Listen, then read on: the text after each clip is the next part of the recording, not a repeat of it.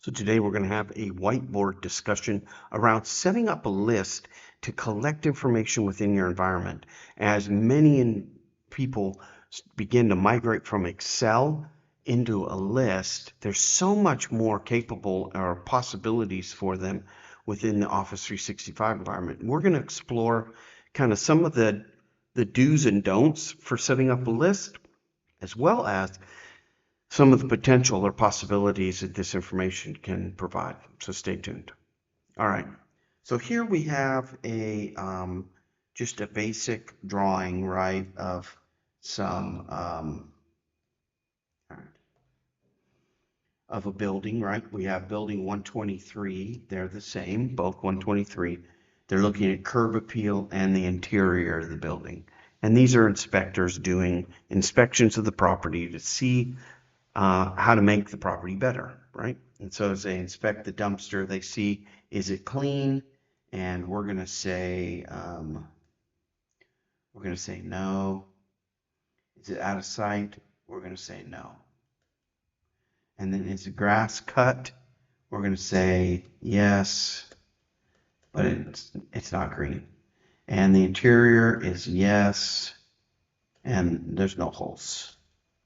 So from the first glance here, this looks fine, right? We're just collecting this information here in these categories. We're good to go. But the reality is that this is actually done incorrectly. So let's go ahead and explore why it's incorrect, and then we'll see how to fix it. So why is it incorrect? That's the first thing we need to talk about. So the reason why it's incorrect to begin with is that hold on, sorry about that. I had to change my layers here. I was getting confused which one was which. So okay, so just put that up here out of the way. Okay, so here we have the building again, and we're answering these questions. This is the incorrect way to do this, but because we're using this just as a data repository, you may think this is okay, but it's not. There's another way to do this, so let's look at that. So using the same fields above, what we want ultimately is for each one of these to have a record. So this would be 123 curb, right, dumpster. And then the first one we're going to say is clean. Okay, and then we're going to put the answer there. Then the second thing what we're going to need is 123 curb, and we're going to put dumpster again because there's two questions, right? And we're going to say we'll just put site. Now we can judge these independently. So let's say, because right now in this model that we're looking at here at the top of your screen, right here, we don't know what the real status of each one of those is. So let's say that it is clean, but it's not out of sight. So you could say, instead of giving it a 2 overall, you could say it is clean, an 8, but it's not out of sight, which is a 1. So the combined score here, of course, is a 7. So if you did kind of the combined status, or I guess just status 2,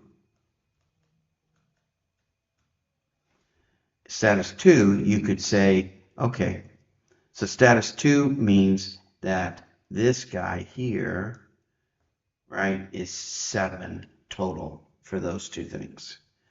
See, because this section that we're working on right now, let me highlight it. This section would be your new section of your table because you're entering things in as information that now is actionable. So what do we mean when we talk about actionable? Well, now that this data is in two different records, right? This is a record 1 and this is record 2. Okay, now that it's in those records, now we can begin to do different things with this data. For example, here on number 8, we could add, let's erase this for a minute. Okay, we could add, let's see if my eraser's any better. All righty, come on now. Okay, so we could add here, instead of status 2, we could say maybe action, right? Or follow-up, whatever floats your boat, right? And we could say projected cost. So now when we're looking at this data, we're not just looking at answers and getting a general status that you see here of a 2. We're saying here, within this section here, right, we're saying, hey, look, we get it. The dumpster's clean. There's no action needed here, and we have 0 cost to fix this problem. But we do have an action, yes, and the cost is, I don't know, $200, whatever, right? So now I can begin to make this into an actionable environment. I have all of this data in here, and now all I need to do is separate out these questions into individual rows, and then I can take and do different things with it. I can assign an action. For example, here, when action equals yes, so if yes, then we want to create a task, for example. So we're not going to go over that in this video, but you get the drift, right? We're going to take action on it. Here, this number can be used for budget. So we can do a report of this data, okay? Report using Flow or BI. So that's Power Automate or Power BI. We can do a report and say, okay, give me sort by cost. Okay, so we could just say sort by cost. It's going to give us a little report, right? And we'll key in on this number here on what that cost is. And we'll be able to see, because this will be turned into a task. Now I have dollars associated with it. So at this point, you can go to whoever leadership is and say, hey, I have these tasks. Here are the associated estimated costs. Which ones do you want to take action on? And then you begin to turn these ones, right? You begin to increase those numbers as you make the repairs. So this turns, so what we're talking about here is really taking an Excel spreadsheet and making it actionable. We're making it actionable by just simply separating out those little sections, right? So we're just separating out, whoops, this section here, right? We're just separating this section out, and we're making it individual so that we can see what it is that needs to be done and what is actionable. Now, some of you may ask, well, that's all good, but do I have to repeat this? So if I have a whole bunch of dumpsters, how do I do that? Well, the best way to do this is to, well, actually the arrow should go this way. So to feed that information, we're going to use a Power App. Okay, and we're going to sort in the Power App by the building ID. And then when we get the building ID, then it's going to come up with a bunch of open fields, right? Which will be a category, an item, okay, and then question. And you get the drift, right? Action, cost. Now, no different than what you're using today within Excel, you can go down and do a search within Excel to find this information. But what we're saying here is that we're going to go ahead and we're just going to say we're going to build a small little Power App on the front end, and we're going to just ask those questions in blue. And when you get those questions, what's going to happen is you're going to go ahead and that data will automatically pump right back into here, right? And then the category here and the item here. I think you get the idea, right? What's the question? We could add an answer there. What's this and what's this? Right. Those type of things. That's not actions over here. Okay, you get the idea.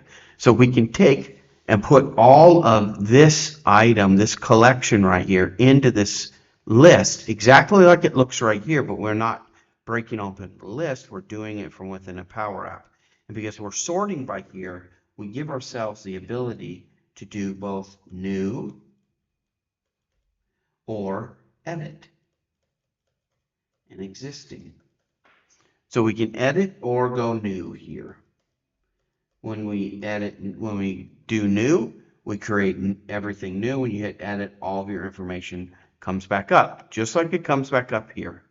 And we can extend this into all types of areas. For example, we may want to compile all of this data into and have a machine learning, for example, take a look and see, hey, how many out of sight, I need to put so many dumpsters out of sight. Maybe I need to make a different investment at all of our buildings to do that. Or maybe they're filthy, whatever, right? So we can see based on the information that we put in using Power BI to do analytics on this data. But the first step, and the reason for this video, you got to separate this information out. You got to have individual records. Don't group information like this. That's a huge no-no in any building of any application. This is nothing better than doing a Word document and adding this stuff on it and answering yes or no. You don't want that. It's easy to do. You can just do it right here within the list and add the fields like we would need an answer field here. Add the fields that you want. And that's it. So good luck.